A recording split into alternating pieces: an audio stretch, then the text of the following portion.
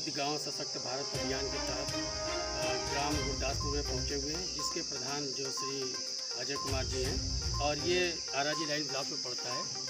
आराजी line block जो है वो प्रधानमंत्री मोदी जी के सांसदीय क्षेत्र जिला बनारस जनपद बनारस में है।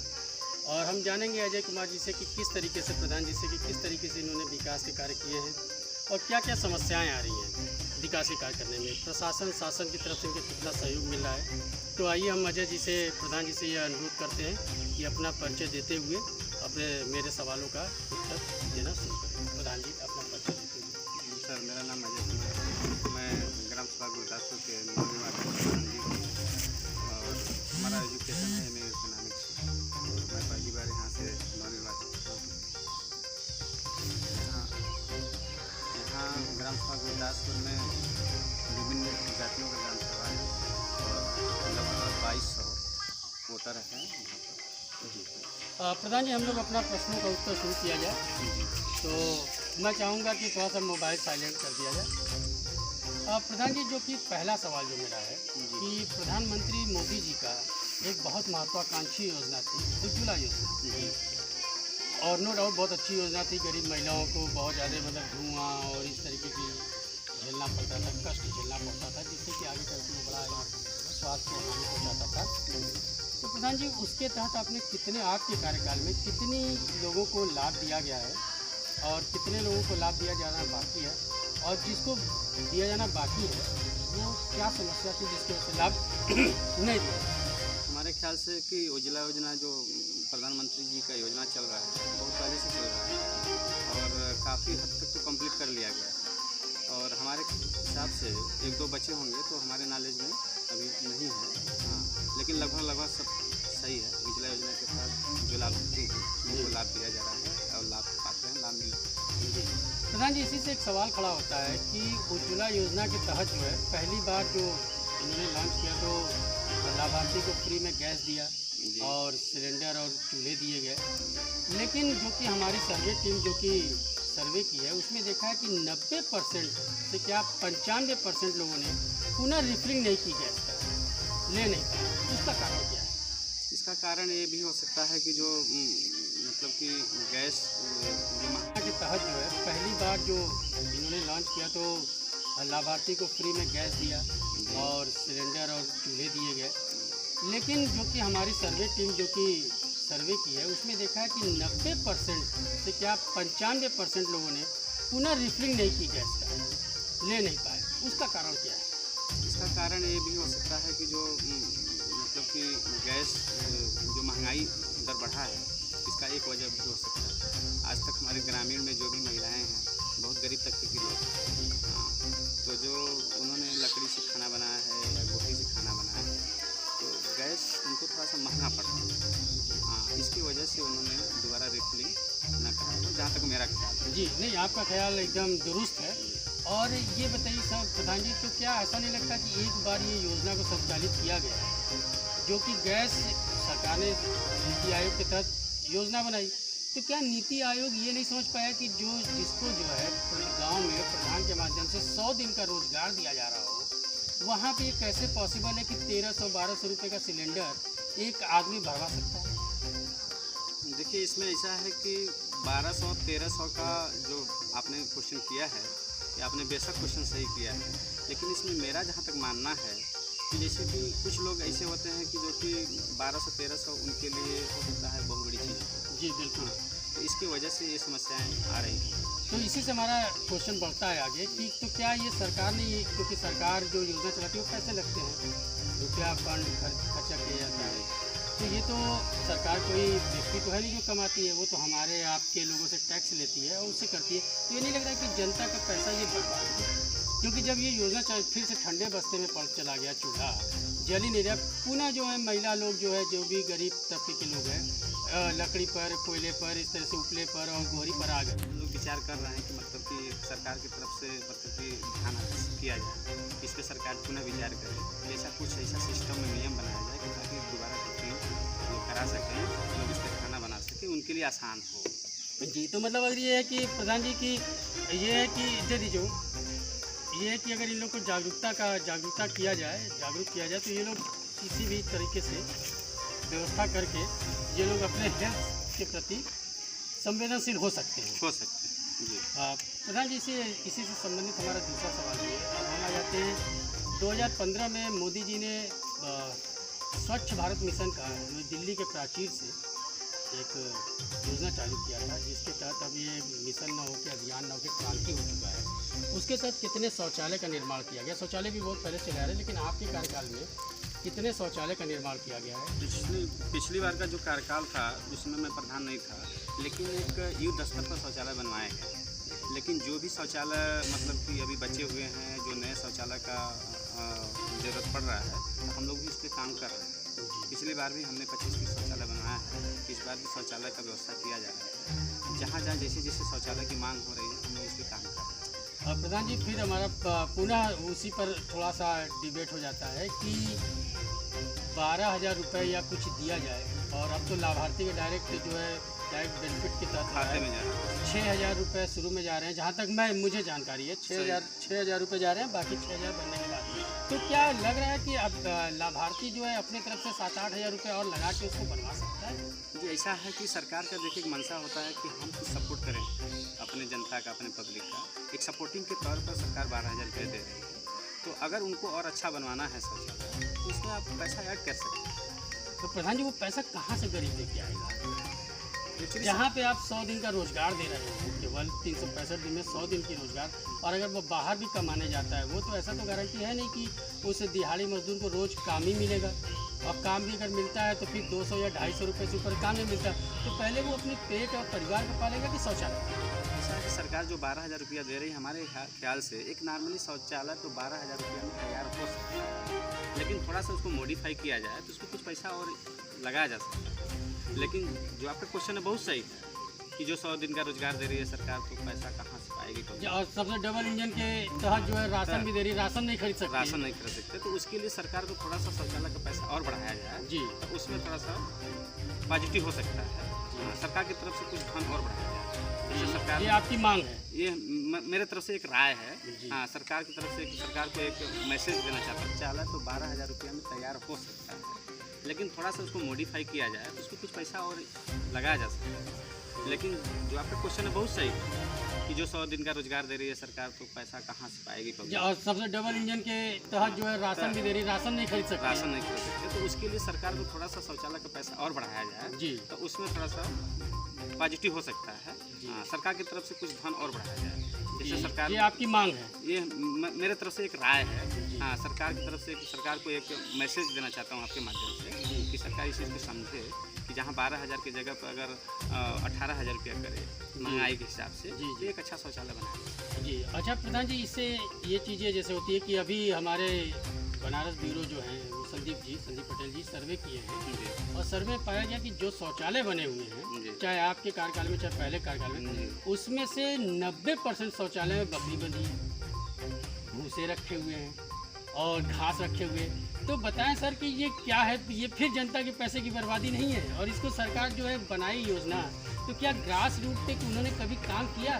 कि इस तरीके की समस्या? और ODF तो हो गया होगा आपका गाँव, सबसे पहले ODF हुआ होगा, तो इसको भी थोड़ा सा बताएं सर। नहीं, आपका क्वेश्चन बहुत सही है कि कुछ परसेंट ऐसे हैं कि भूसा भरा हुआ है, बकरियाँ बांधी जा रही हैं, तो वो लापरवाही है। सरकार ने जो योजना दिया है उसका भरपूर इस्तेमाल करना चाहिए, लाभ उठाना चाहिए। कुछ आज भी हमारे ग्रामीण के जैसे पब्लिक है या जनता है, आज भी खेतों में जाने का आनंद लेती है। जी, हाँ, फिर खेतों में जाएगा तो उसका एक भी ये भी हो सकता है। हाँ, तो इसका एक वजह है कि जब शौचालय बना जाए तो उसका 100% निर्वहन किया जाए, ये हमारी राय है। मतलब ये है कि अगर अवेयरनेस और जागरूकता फैलाई जाए तो ये चीज़ें खत्म हो सकती है। तो आपने कुछ जागरूकता सर फैलाया? हाँ, बीच बीच में हम लोग बात करते हैं, जहाँ पे देखते हैं कि ये शौचालय यूज नहीं हो रहा है, तो हम लोग अपने माध्यम से बताने की कोशिश करते हैं कि भैया ये शौचालय मतलब से यूज किया जाए। हाँ, आप खुले में शौच न करें, तो हम अपने तरफ से जो भी है प्रयास करें। अच्छा प्रधान जी, एक हमारे पास सवाल अभी 3-4 दिन पहले हमारे व्यूवर्स का आया हुआ था, और उन्होंने सवाल किया था बिहार से जी। तो वो जानना चाहते हैं कि जो 6,000 रुपये आता है गवर्नमेंट की तरफ से, 6,000 गवर्नमेंट ने दिया और जो भी बना है, तो ये कैसे डिसाइड होता है? ये कौन पर्यवेक्षक बनता है कि पैसे का सही यूज़ हुआ है कि नहीं हुआ? ये प्रधान लोग हैं, सेक्रेटरी लोग हैं, या फिर कोई और? नहीं, इसके बीच में तमाम चीज़ें हैं। ऊपर से जैसे प्रधान होते हैं, सेक्रेटरी होते हैं, ब्लॉक के और कुछ बीडीओ होते हैं, एडीओ होते हैं, इनके बीच में ये सब चीज़ें होती हैं। और जो शौचालय आता है हम लोग बनवाते हैं तो बीच में पर्यवेक्षक आकर के उसको जाँच करते हैं कि शौचालय बना है कि नहीं बना है, ये सब चीज़ें होती हैं। तो मतलब आपके संरक्षण में ही या फिर पर्यवेक्षक के रूप में आप लोग देखते रहते हैं? देखते रहते हैं। चलिए प्रधान जी, हमारा तीसरा सवाल जो है संदीप के पानी सवाल ये है कि जो कि प्रधानमंत्री आवास योजना है, उसके तहत कितने आवास को आपने जो कि आवंटित किया है और उसकी अर्हता क्या होती है, ये हमारे झारखंड के विवश में। एक्चुअली क्या है कि जो पिछला कार्यकाल का जो प्रधान जी थे, उन्होंने एक जैसे ऑनलाइन लिस्ट जारी होता है तो 80-82 लोगों का लिस्ट होता है। हाँ, तो 14-15 आवास उनके कार्यकाल का भी था, हमने कंप्लीट करवाया जो भी पेंडिंग था। उसके बाद में 16 आवास हमने भी बनवाया और 40-42 आवास फिर बनने लगा। हाँ, तो जो पात्र हैं उनको पात्र के रूप में रखा गया, जो अपात्र हैं उनको मतलब बेझिझक हमने उसको कैंसिल किया। अच्छा, इसमें प्रधान जी कुछ जाति का भी होता है कि अगर जैसे अपर कास्ट है तो उसको नहीं मिलेगा, कि इसका पैरामीटर क्या है? नहीं, अपर कास्ट का मतलब अपर कास्ट भी अगर हुआ है, उसके पास कच्चा घर है तो ऐसा कुछ नहीं है कि मतलब अपर कास्ट है तो उसको मकान नहीं है। और इसकी कितनी बजट आती है? देखिए ऐसा है कि मुख्यमंत्री आवास योजना में 1,38,000 उसमें सब मजदूरी लेकर के मटेरियल लेकर के। और इसमें मतलब कि ज़मीन उन्हीं की रहनी चाहिए? ज़मीन उन्हीं की। और मान लीजिए जिसके पास ज़मीन ना हो, जैसे जो कि खाना बदोश टाइप में लोग रह जाते हैं, आए इस गांव में और 20 साल से ही रह गए, उनके पास कोई वो नहीं है। हमारे सामने तो ऐसा कुछ समस्या नहीं है कि जिसके पास ज़मीन ना हो। अगर उसके पास ज़मीन नहीं है, उसके पास आवास दिया गया है तो उसके जैसे कि बंजर है या आबादी है, उसका व्यवस्था करके लिए। और कुछ और भी करना हाँ, चाहिए? जैसे कि हमारे यहाँ कुछ मुसहर बस्ती लोग हैं, उनके पास ज़मीन नहीं था, ज़मीन उन्होंने रजिस्ट्री कर दिया था, तो हमने ज़बरदस्ती मतलब कुछ ऐसा प्लानिंग करके उनको 8 मकान बनाया। अच्छा प्रधान जी, आपके गांव की आबादी कितनी है? देखिए यहाँ पे कुल 22 वोटर हैं जी। हाँ, हमारे गाँव में। और आबादी तो लगभग 5,000 के आसपास है। और आपके मतलब इस आबादी के तहत कितने प्राथमिक पाठशाला लगते हैं? देखिए हमारे यहाँ तो ग्राम सभा में एक पाठशाला है, एक लच्छापुर में है, तो भी हमारे ज़मीन में ही है, लेकिन लच्छापुर ग्राम सभा है। जो मीनू दिया गया है, जो आप लोगों ने मीनू लिखवाया है 6 दिन का, उसके तहत प्रधान जी बताएं कि सोमवार को क्या दिया जाता है बच्चों को? हमारे यहाँ सर सोमवार को फल दिया जाता है, और फल भी कभी कभी बदला, जैसे केला हो गया और कभी अंगूर हो गया, कभी नाशपाती हो गया, इस टाइप से दिया जाता है। अच्छा प्रधान जी, जो बजट आते हैं, जहाँ तक हमने सुना है बच्चों के फल के लिए, वो 4 रुपये कुछ पैसे आते हैं, तो क्या कभी कभी आपको उसमें परेशानी नहीं होती कि इतने कम मतलब 4 रुपये में कौन सा फल मिलेगा, कौन सा? अगर देखा जाए, अगर ब्यूरोक्रेट्स को या फिर एडमिन को अगर देखा जाए, तो क्या वो लोग 4 रुपये में खा पाएंगे? परेशानी होता ज़रूर है, और लेकिन हम लोग कहीं ना कहीं कम्प्रोमाइज़ करते हैं कि भाई चले, अब ग्राम प्रधान के नाते बस उसको समझ के लेना पड़ता है। हम लोग भी अपने जेब भी करते हैं। अच्छा, अपने पास से ही प्रधान जी ये किया जाता है। अच्छा, इसी मीनू के तहत प्रधान जी बुधवार को क्या दिया जाता है? बुधवार को दूध दिया जाता है। अब फिर वही हमारा सवाल है कि दूध इस समय गर्मी में इतने महंगे हो जाते हैं, जो कि दूध की शॉर्टेज हो जाती है, तो इसको आप कैसे मैनेज करते हैं? भाई जैसे कि हम लोगों ने, जैसे कि यादव हैं, उनको बोला जाता है कि बुधवार को उनको दूध चाहिए जी, हाँ, और क्वान्टिटी के हिसाब से हम लोग दूध देते हैं। अब चूँकि मेनू है तो मेनू के हिसाब से हमको चलना पड़ता है, बच्चों का पेट को मारना नहीं। जी जी। तो प्रधान जी कभी कभी आप बीच में जाके भोजन भी करते हैं कि बस केवल? नहीं, जाते हैं, हम लोग जाते हैं, अक्सर जाते हैं, देखते हैं कि भोजन कैसा बनता है, कैसा नहीं। जो हमारी महिलाएँ हैं भोजन बनाती हैं, उनको भी बोला जाता है। अच्छा प्रधान जी, एक चीज़ सुनने में आया था गुरदासपुर में कि यहाँ पे जो कि गैस पे जो बनता है खाना मिड डे मील का, लेकिन कुछ दिन पहले जब स्कूल बंद होने से मुश्किल से 15-20 दिन पहले यही से कोई व्यक्ति ने हमको फ़ोन किया था और बता रहा था कि यहाँ पे गैस रखा हुआ है, लेकिन जो गैस रखा हुआ है, सब लोग ध्यान दीजिएगा, गैस रखा हुआ है लेकिन ये लकड़ी पे खाने बन रहे हैं और इस तरीके से। नहीं, एक्चुअली क्या है कि गैस तो हमेशा भूख होता है, जब गैस खत्म होता है तो भूख होता है। अचानक जैसे कि गैस खत्म हो गया है तो एक पर्टिकुलर लकड़ी का व्यवस्था भी कि भाई जब गैस खत्म हो जाए कहाँ से खाना बनेगा। हाँ, कभी कभी ऐसा होता है गैस खत्म हो जाता है तो लकड़ी को कभी कभी बनवा देते हैं, ऐसा नहीं कि डेली लकड़ी से खाना। चलिए प्रधान जी, हम लोगों ने शिक्षा पे बात कर लिया, विकास पे बात कर लिया, अब थोड़ा सा हम लोग जो है आपके एरिया में रोड पे बात कर लें, क्योंकि एक बोला गया है कि अगर रोड अच्छी हो और रोड भारत को बना रहा है, भारत रोड को बना रहा है, ये मिशन बोला गया है, या फिर ये इस तरीके से कहा जाए कि सबका भारत या एक तरफा भारत। जी। ये भी बोला जा सकता है। तो हमारे व्यूअर्स ये जानना चाहते हैं कि प्रधान जी कि आपके माध्यम से कितना इंटरलॉकिंग, कितने मीटर हुआ है और कितने मीटर खड़ंजे का निर्माण आपने करवाया और कहाँ से कहाँ? एक्चुअली देखिए, जैसे कि काम दो तरीके से होता है। एक जैसे कि 14वां 15वां वित्त होता है, एक मनरेगा के माध्यम से होता है। तो ज़्यादातर काम हमें मनरेगा के माध्यम से करना है, कई मतलब काम करना है। चलिए प्रधान जी, हम लोगों ने शिक्षा पे बात कर लिया, विकास पे बात कर लिया। अब थोड़ा सा हम लोग जो है आपके एरिया में रोड पे बात कर लें, क्योंकि एक बोला गया है कि अगर रोड अच्छी हो और रोड भारत को बना रहा है, भारत रोड को बना रहा है, जी। ये मिशन बोला गया है। या फिर ये इस तरीके से कहा जाए कि सबका भारत या एक तरफा भारत, जी। ये भी बोला जा सकता है। तो हमारे व्यूअर्स ये जानना चाहते हैं कि प्रधान जी कि आपके माध्यम से कितना इंटरलॉकिंग, कितने मीटर हुआ है और कितने मीटर खड़ंजे का निर्माण आपने करवाया और कहाँ से कहाँ? एक्चुअली देखिए, जैसे कि काम दो तरीके से होता है। एक जैसे कि 14वां 15वां वित्त होता है, एक मनरेगा के माध्यम से होता है। तो ज़्यादातर काम हमने मनरेगा के माध्यम से करवाया है। तो मनरेगा के माध्यम से पक्का काम कैसे मिलता है? जैसे कच्चा काम जो करवाया जाता है तो 60-40 के रेशियो से हमको पक्का काम मिलता है। तो जैसे कि हमने 15 लाख का काम करवाया तो हमको 10 लाख। तो इसके माध्यम से हमने जैसे कि एक 110 मीटर का इंटरलॉकिंग लगवाया, एक 90 मीटर का इंटरलॉकिंग लगवाया, एक 82 मीटर का, एक 50 मीटर का इंटरलॉकिंग लगवाया, दो हमने भूमिगत नाला लगवाया, एक 180 मीटर का लगवाया, 110 मीटर का लगवाया। उसके बाद में अपने बीच से मैंने आप सामने पंचायत भवन देख रहे हैं, निर्माण करवाया गया है।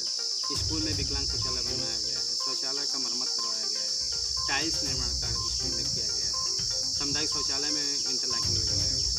हाँ, मिला जुला करके एक देखा जाए तो 1 साल 4 साल के बाद में मतलब कुछ मतलब कि देखा जाए तो ठीक ठाक काम हुआ है। जी जी जी, नहीं ठीक काम आपका जो है वो मुझे ब्लॉग से पता चला है और मुझे बताया भी गया था। तो प्रधान जी, आपके यहाँ का बजट सालाना कितना है? सालाना बजट हमारे यहाँ लगभग 20 लाख, मतलब कि 1 करोड़ के लगभग। 1 करोड़ के लगभग। और अगर प्रपोजल लगाया जाए तो कुछ और भी बजट एक्स्ट्रा सेंक्शन हो सकते हैं? प्रपोजल तो लगाया जाता है, सरकार की मंशा जो है सरकार की। कुछ ऐसा प्रपोजल जो कि हम लोग न जानते हो आपने लगाया हो? एक्चुअली देखिए, हमने एक बारात घर का मांग किया था, लेकिन बारात घर हमने जिला पंचायत के माध्यम से पास किया। बारिश के बाद जुलाई के अगस्त के बाद वो बारात घर का भी निर्माण 25 लाख का बजट किया है। जी प्रधान जी, जो अगला सवाल हमारा आ रहा है कि आपने किसान सम्मान निधि के तहत, जो कि पैसा दे के सम्मान तो नहीं दिया जा सकता, लिया भी नहीं जा सकता, लेकिन ये गवर्नमेंट पैसा दे के सम्मान दे भी रही है और ले भी रही है, तो उसके सम्मान के तहत आपने कितने किसानों को? कुछ सवाल हमारे ऐसे भी हैं जो कि आपके पॉलिटिकल कैरियर से जुड़े हुए हैं, जो कि आपके विकास कार्य से नहीं जुड़े हैं। पहले हमारे व्यूवर्स ये जानना चाहिए, क्योंकि आपका नाम जो इस समय गुरदासपुर का नाम चल रहा है विकास कार्यों में, हमको लगता है कि तीसरे या चौथे पोजीशन पर चल रहा है। और ये हमको डाटा जो है जिले से ही मिला हुआ है कि वहाँ पे सबको, जिसको भी अधिकारियों को कुछ दिखाना होता है तो वो यहीं लेके आ जाते हैं अपने सचिव दिल्ली के, लखनऊ के, कि चलिए आइए इस तरीके से।